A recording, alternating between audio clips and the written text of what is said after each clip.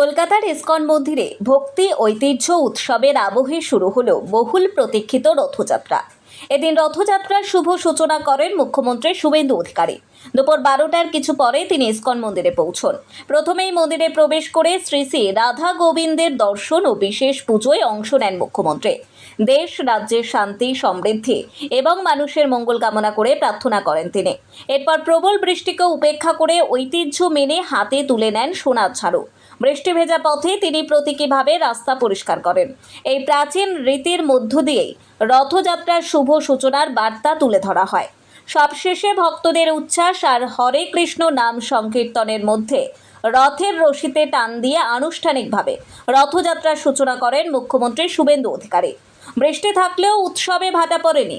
হাজার হাজার ভক্তের উপস্থিতিতে মুখর হয়ে ওঠে ইসকন চত্বর।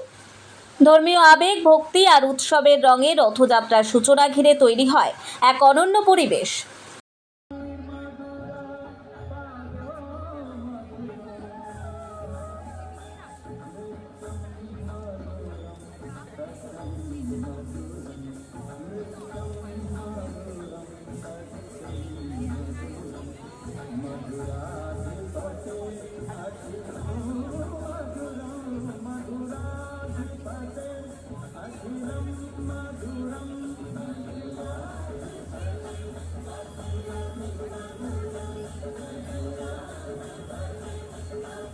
আমরা ইসকনের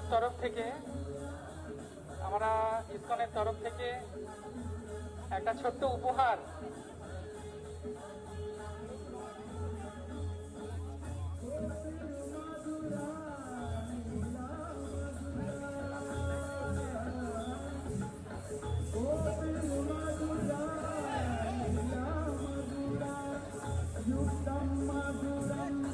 খুলে নিয়ে এসো। বাংলার ঐতিহ্যশালী যে রথযাত্রা, বিভিন্ন জায়গায় যে রথ হয় তার একটি পুরনো প্রতীক এবং পুরনো আলেখ্য।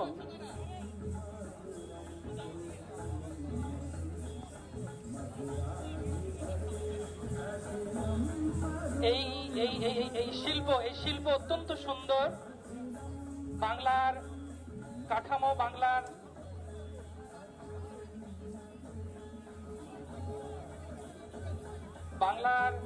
এই সুন্দর ঐতিহ্যশালী রথযাত্রা মণ্ডপ।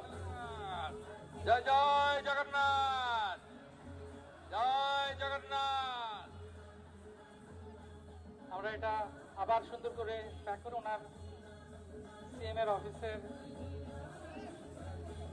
এটা ভিজে যাবে, প্যাক করে দেবো।